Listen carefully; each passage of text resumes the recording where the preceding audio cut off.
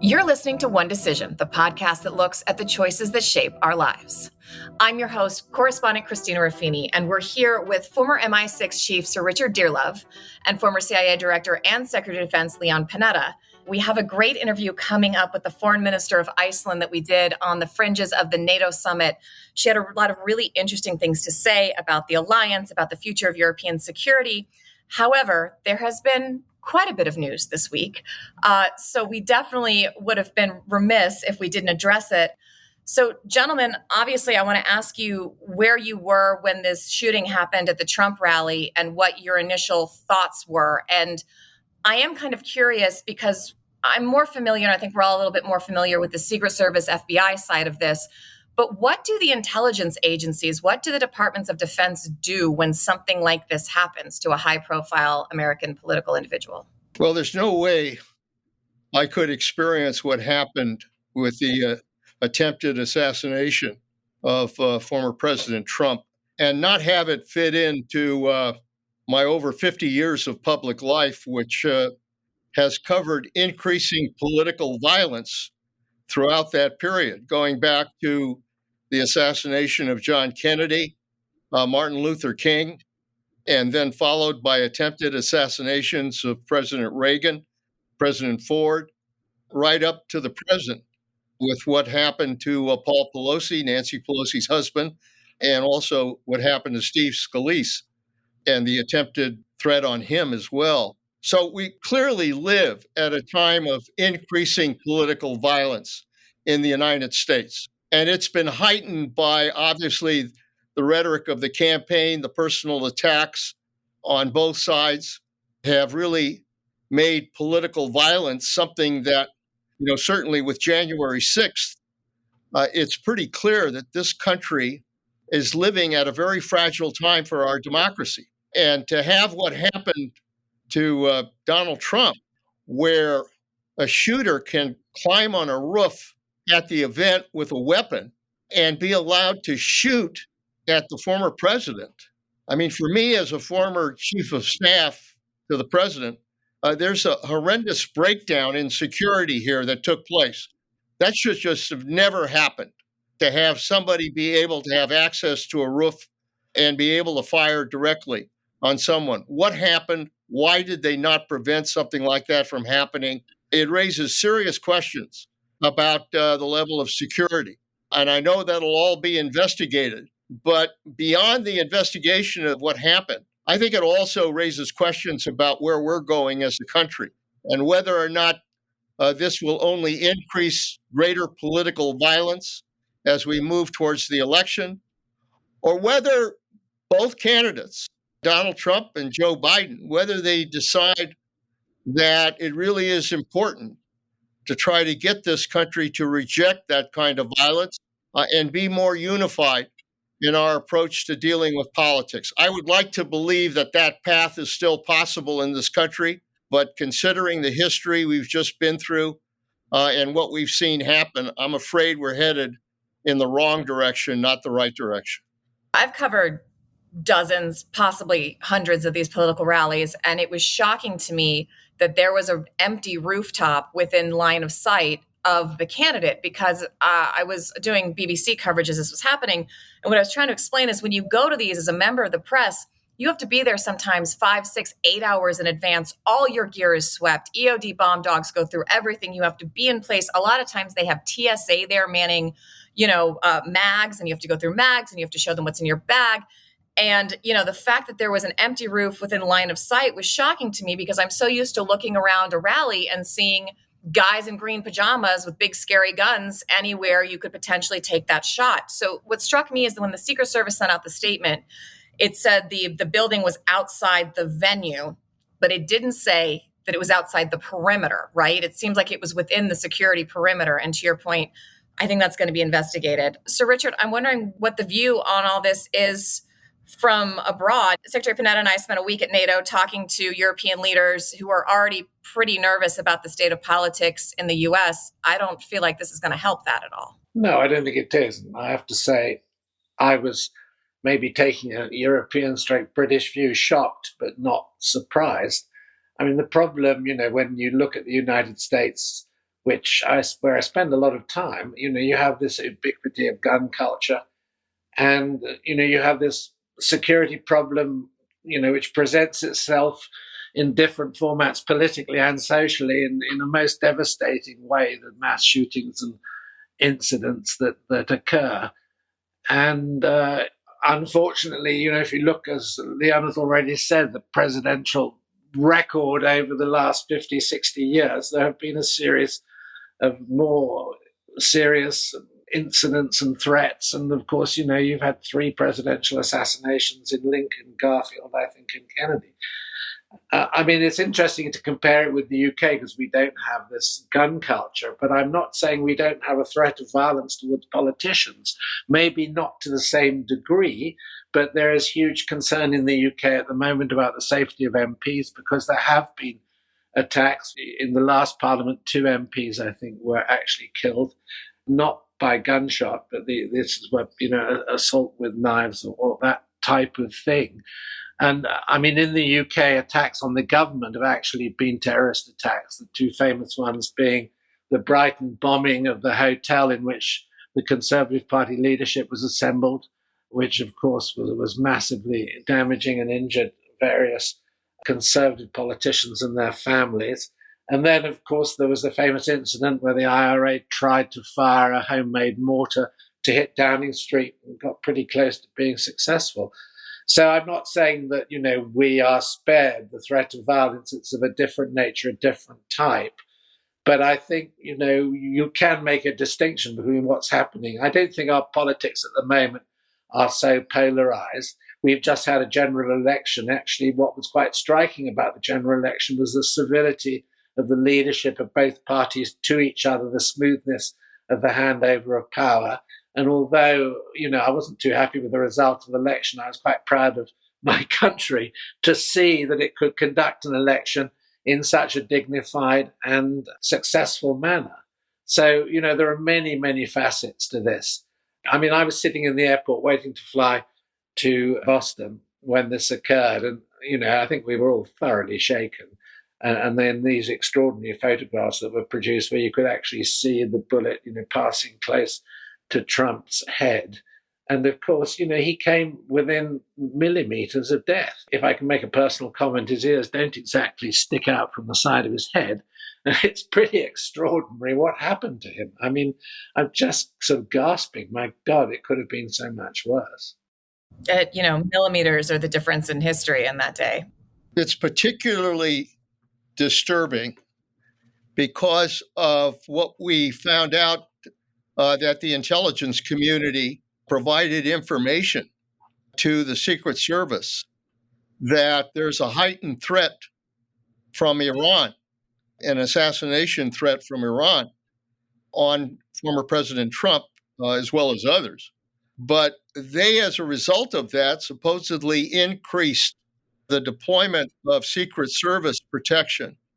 And if that's true, and they still failed to be able to establish a perimeter, the excuse that somehow this is outside the perimeter of the event is nuts. Well, they said it's outside the venue, but they didn't comment whether it was outside the perimeter. And to me, based on reports that there were people staffed inside the building, it seems like it was inside the perimeter. They just for somehow hadn't cleared the roof. And yes, I read the report in the Times about the increased threat from Iran. And of course, officials like Pompeo and Brian Hook, who ran Iran policy under Trump's administration, have been getting ongoing threats for the killing of Qasem Soleimani.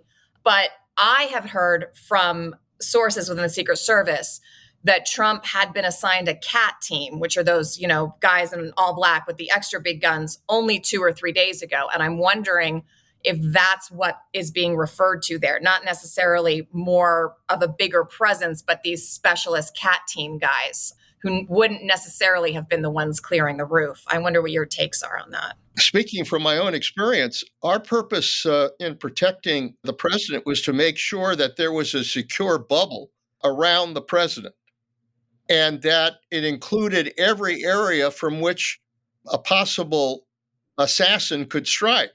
And what you do is you look at every possibility within that area. and try to make sure you secure it.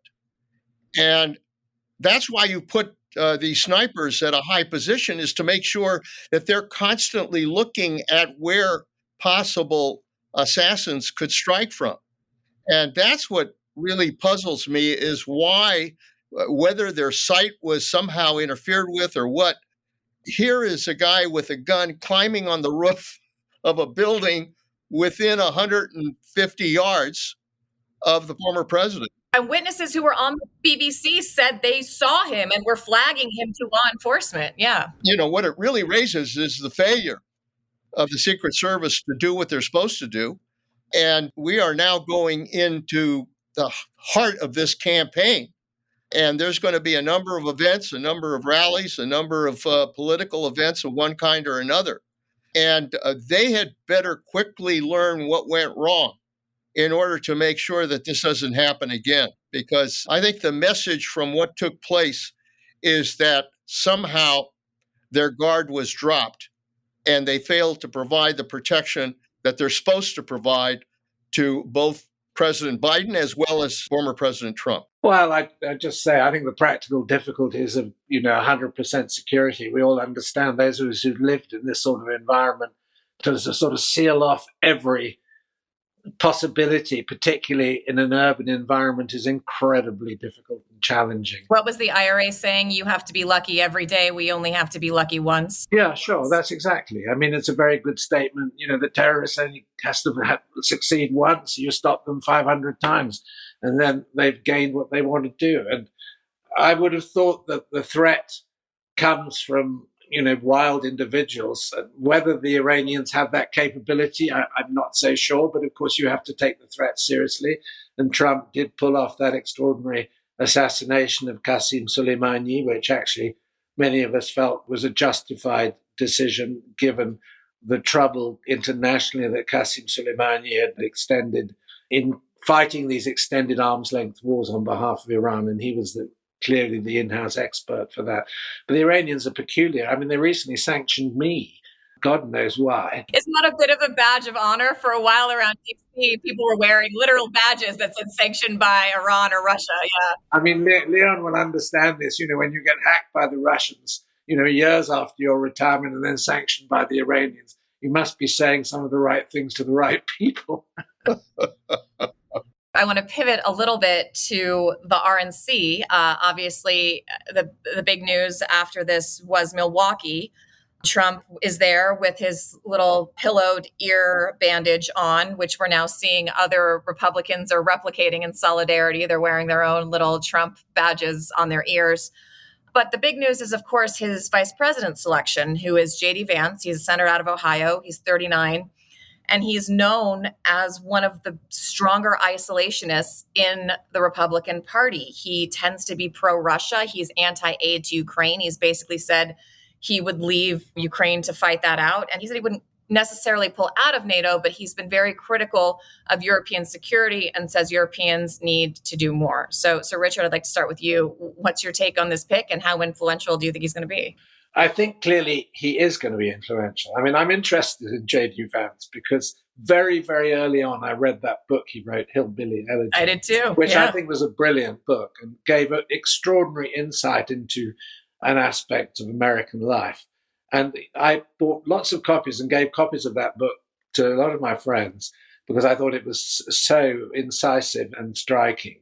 I had no idea, how his politics had actually evolved. And now, I'm very, very worried from the European angle that someone with Vance's apparent attachment to isolationism should be in such an important position.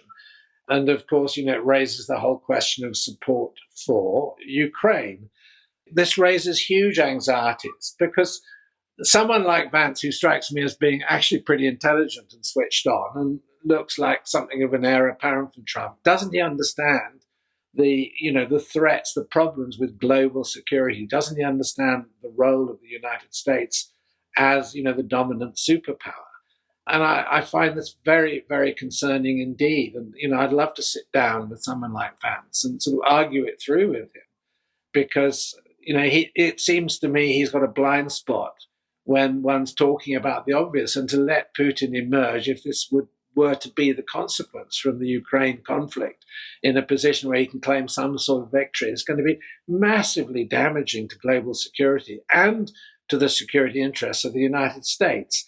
So, this is indeed a troubling development. I mean, it has been suggested to me, and Boris Johnson met Trump during the Milwaukee Convention and actually said afterwards that Trump had given some pretty interesting sort of guarantees about his continued support for NATO and European security. I do agree when American politicians get up and say Europe must do more for itself. Of course, they're right. But we're in a different situation now from where we were when Trump's first presidency, because there's been a massive increase in defense spending. And, you can't really run the same accusation at NATO members that they were trading, on American protection. This situation has developed hugely. And I think people like Vance need to take account of it. I'd love to sit down and debate with him this issue, because I think it's incredibly worrying that he has these quite extreme isolationist views, which have never really been appropriate, internationally for the role of the United States. But I'm sure Leon has some insights into this too. Yeah, look, we don't really know what Vance is really about. He's been in politics for less than 2 years, and he's moved very quickly from a position he took basically being very critical of Trump. He was a never Trumper, yeah. And so, I'm just not quite sure. I think he's an opportunist. I think he basically takes positions based on what will gain an advantage for him in terms of political position. And he does it pretty well. But I'm not sure deep down where the hell this guy is. And, I think, for purposes of Sir Richard, I think the bigger concern is somebody we really do know where he's coming from, which is Donald Trump. And he clearly is an isolationist. He clearly is projecting America first. He clearly has said that, America needs to withdraw from the rest of the world. That's what happened in the first 4 years of the Trump administration. And I suspect that that's where Trump is going to go if he's elected president. So I worry more about Trump because I think Vance just basically tries to mouth where Trump is when it comes to foreign policy and defense policy. I'm just not sure whether or not deep down this guy really has a there. So I would worry more about Trump and his position than Vance. Well, I think Republicans and the rest of the country will likely find out what he's about here in the next few months to come. Thank you, gentlemen, both very much. And I'm sure there'll be a lot more news we'll go over in the weeks to come on our own. Thank you both. Thank you. Thank you, Christina. We want to turn now to an interview Secretary Panetta and I did with Icelandic Foreign Minister Thórdís Gylfadóttir on the fringes of the NATO summit last week. She had some really interesting things to say about European security and also how smaller countries can pull their weight within the larger NATO alliance. Let's take a listen. Madam Foreign Minister, thank you so much for making time for us. I don't think a lot of people realize, and I didn't until I was reminded, how long Iceland has been a member of NATO. Can you tell us a little bit about why that's important to your security and what Iceland brings to the table? Absolutely. Yes. Well, Iceland is a founding member of NATO, which is something that I don't think a lot of people know. At the time, it was, 1949, and we, at the same time, had bilateral defense agreement with the US. And of course, that connects for us to be a founding member of NATO. And at the time, our strategic location was strategic then, has been ever since, and will continue to be. And you add the Arctic and the high north, and you can just see how important that is. So literally our, location is a contribution. Well, they say in real estate, location is everything. Location. Yeah, we worked very closely with the US ever since NATO was founded. And at the time, it was controversial at the time in Iceland. It was... Why? Because it was just very much debated whether we should be a part of NATO or not. Military alliance. And of course we had, US military up until 2006 in Iceland, which was also controversial, but the support of NATO has been very strong. Of course, it has increased after 2022, February, but it has been quite big. But it was controversial, but thank God we had courageous, forward-looking politicians at the time who made that decision, and it has been crucial for us, obviously. I mean, in the Second World War, we literally saw ships coming, and we knew that, it was also a strategic location for Hitler. But we got the Brits first and then the US right after. What are the challenges that you see for NATO right now? Well, now, first and foremost, Russia. If we just look a decade back, a lot of things have changed. And the good changes, of course, is the fact that I would say that NATO has probably never been as strong as it is today. We've been united. We have increased defense spending. We now have 2/3 of countries with at least 2%. We have countries with more than 2%, even countries with more than the US per GDP.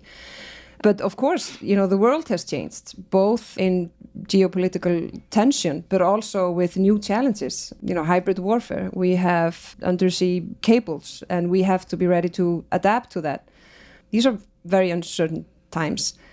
So even though, we're celebrating 75 years of NATO, it's, at least for me personally, it's kind of weird to use the word celebrating. But of course, we are celebrating both, the history and the commitments for the future.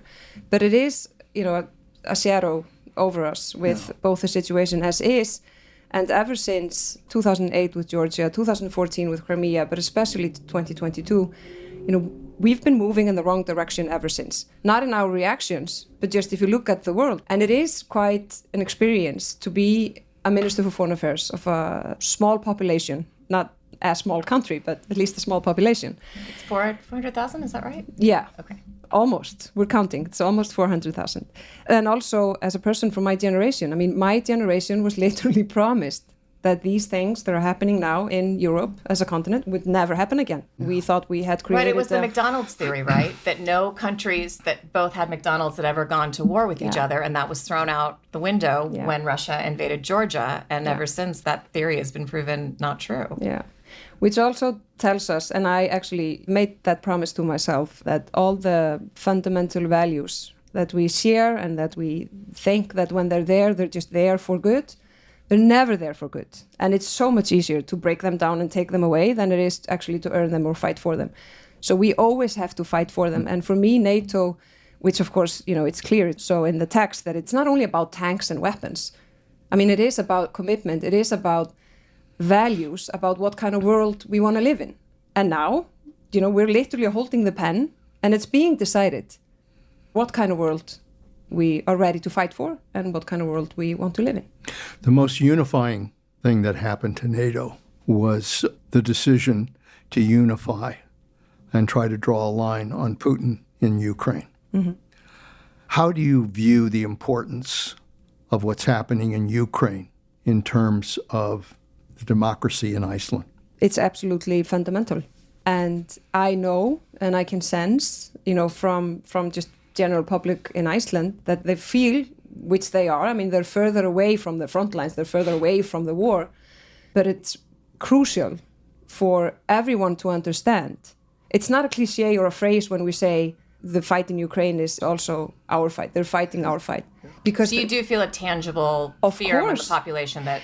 Less than even in the Nordics, because the Nordic countries are very tight and close. Yeah. Everyone, has friends and relatives and all of that. But when you look at the difference between the discussion and debate and the fear from the Nordic countries and then Iceland as a Nordic country, you can still feel the difference.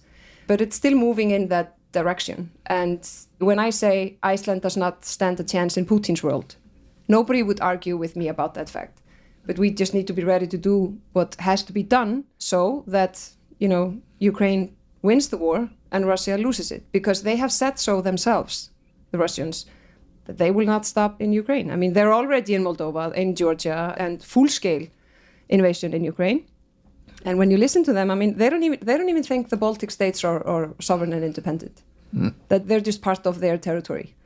Yeah. And the reason they haven't, invaded is because of NATO. So the NATO umbrella, it's so obvious that it works. So that's why it's also obvious that why Ukraine wants to join and should join. When you look at the security threats to Iceland, tell me what you're concerned about the most. For now, we can see that the development, when we see some kind of escalation, when we see new types of hybrid warfare, it's still, in the Baltic states, in the Nordics, it hasn't really concretely reached Iceland. But why wouldn't it at some point, if it just continues, if they're testing and they get away with it and they continue? And then, of course, we have cables, which are crucial for our society. We have also, misinformation, disinformation. And then worst case scenario would happen again. We are in a very strategic location. It's not that I think that will happen, but you have to know that it's a possibility. And for Iceland, we've been sovereign since 1918. We've been independent since 1944. That's not a long time. And I sometimes say that that's not even a given.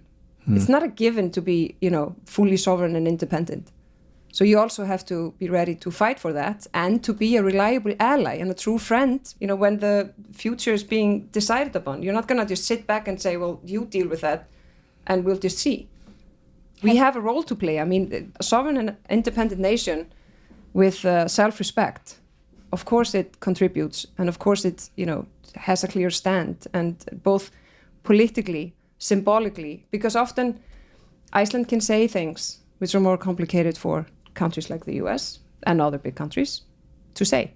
We're not a threat, and we have a different role to play than the biggest countries or in the big countries, but we definitely do have a role to play. Do you define the world that we're living in as a world in which autocracies are competing against democracies? Absolutely. In the most simple terms, I would say that this war, other conflicts, the development is in simple terms about that. It's about democracies and the rule-based orders. I mean, we do have countries that definitely support the rule-based order, that do support the obvious thing that internationally recognized borders should be respected, and it's not okay to invade another country, that you wouldn't necessarily describe as fully democratic, but it's definitely a competition or a fight, and it's being decided whether the autocratic world will, win and control, or rule-based international system. Have you seen any kind of uptick in Russian incursions and testing limits in the high North Atlantic in your territory? Have you felt any more of a physical threat from Russia, or is that not really happening yet? We have submarine surveillance operated from Keflavik Air Base from the US in the region, and we have seen since 2014 increased traffic, not necessarily so much increasing after 2022, but then of course we know that part of their fleet, which is, operates in that region, is still strong, and they are investing tremendously in it. It's not used in the full-scale invasion in Ukraine. So we definitely have to be vigilant. We have to have a clear overview of what is happening. And even though we definitely do want to be able to say, low tension in the high north, which is the phrase that we all agree on, but we cannot be naive about it. I mean, if there are changes, we have to understand them, we have to know about it, and of course we have to be sure that there's nothing that would happen that we don't want to happen, even just as a misunderstanding or something that is more likely to happen when tension rises. We've been talking a lot about individual countries meeting that 2% threshold and whether everyone is pulling their weight, but I'm wondering, I'd like your perspective on, has there been a shift in impetus among European countries to step up more since I think the biggest example was this last year was the Ukraine aid bill getting stalled out in Congress for 6-7 months. Was that a bit of a wake-up call? And are you feeling a difference in the alliance in European countries wanting to do more and take their own security more into their own hands? Absolutely. If we just look at the development since February 22, you can see how much defense spending has increased. And then, I mean, when you see that the time that it took to send those weapons, I mean, it was costly in lives and in the development in the war. You see it by the numbers, and you also sense it in the debate. So even though it doesn't come from a good place, still it's the right thing to do. And it's fair that we share the burden. Everyone has to step up. How do you view the leadership of the United States. Obviously, it plays a very important role in terms of the integrity of NATO. But should that leadership change, is NATO strong enough to be able to survive that? I believe so, yes. I believe it's strong enough to survive that. And I think it's important for us to keep the focus on the most current challenge we're facing today. I wouldn't say that that's democratic elections in any country. It's the fact that Ukraine is fighting a war and they need our support. They need weapons, they need economic support, humanitarian support, political support, and they need the unity from the free world. And that's where we should be focusing. And I do believe that NATO is strong enough to survive any kind of temporary challenges or leaderships. And that's just something that we need to work with, because I often say that, democracies are messy. They're complicated. They are messy. You have all the problems, small ones and big ones, just on the table, and we're trying to figure it out. It would be easier. It looks easier to have just an autocratic state where you just hide the problems until it, fundamentally breaks. And that's not what we want. So we also just have to work with the fact that democracies are messy. And, you have domestic politics and results from the people within those countries, and that's their right, and that's the decision, and then we work with that. And especially now with everything that's happening and going on, I definitely do believe that NATO is definitely strong enough. So when you look at the future in terms of the most important goals for NATO, you really mentioned self-reliance. I mean, the ability of NATO to be able to survive and to be strong in itself. And secondly, is NATO committed to making sure that Ukraine can succeed in stopping Putin? Do you believe that commitment is there? I do believe that commitment is there. Are you sensing any kind of political fatigue, especially as governments are changing and shifting a little bit? I mean, this year is huge in that regard. I mean, almost every individual on the planet as part of the democratic world is voting this year. And of course, people get tired or they look at the increased, it's not, you use political credit when you're increasing defense spending. I mean, we have countries that have raised taxes, cut down in education, and other projects that they truly want to be able to do better in to increase the quality of life. But when the foundation is being attacked, and if it would break, we would miss the times when we were fighting whether we should put this money or that in education systems or free trade agreements or something, because, what's the worth of a free trade agreement in a world where you can't trust the, rule-based order? It's understandable in a way that people would start to get tired or ask questions. But what I see, it's better than I dare to hope, because people are smart. They do understand. And I believe that enough people understand that it's better to pay your insurance, hoping that the worst thing will not happen, rather than not paying the insurance, increasing the likes that the worst thing will happen. And what will you do then? It will be so much more expensive, financially, and also in the quality of life and in lives, literally.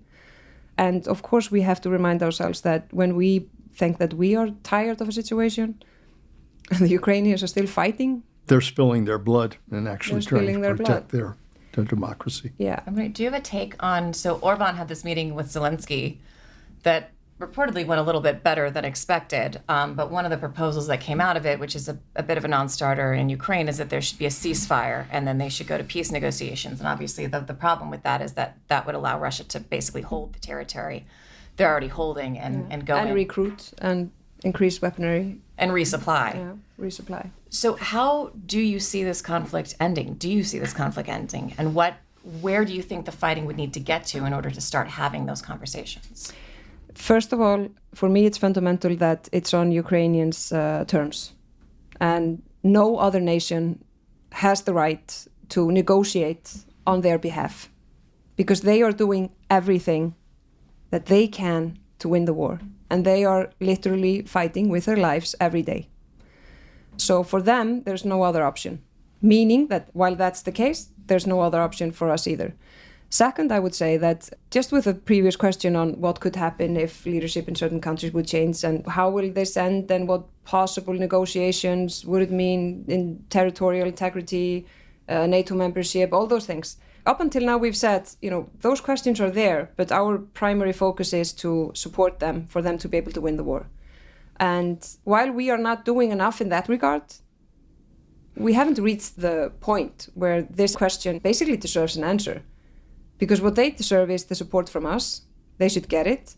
And we answer these questions by saying, we're going to wait with that because the primary focus is to support them. What more do you think they should be getting? You said we're not doing enough to support them.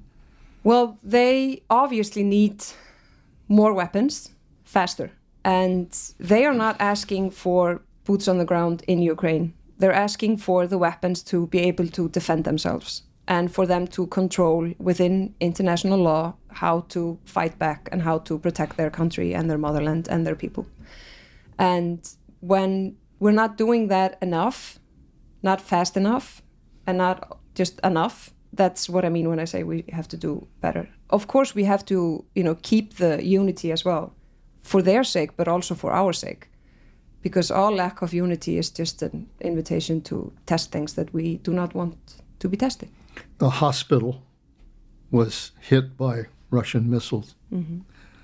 And it does indicate that we have to do a better job of giving them the air defense systems that they need. If we could take down 300 missiles from Iran going to Israel, exactly, then I'm not sure why we can't take down the missiles that Russia's firing at Ukraine as well. Yeah, I definitely agree on that point. And it's just devastating to see that it's not even a coincidence. I mean, the timing isn't even a coincidence. So when you sit here at NATO meeting and you think that there are families in Ukraine that, lost their loved ones because we're meeting to discuss right, he support does this almost for Ukraine. Every time. Yeah. Yeah.